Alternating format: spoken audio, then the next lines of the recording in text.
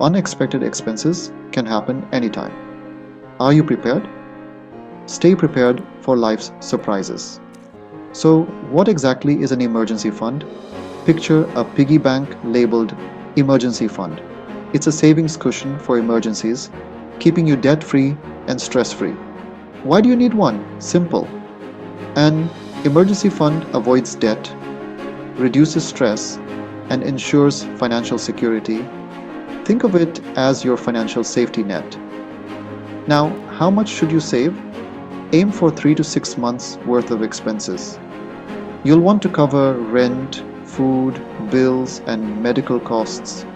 Here are the steps to build it. First, set a savings goal. Save a little every month.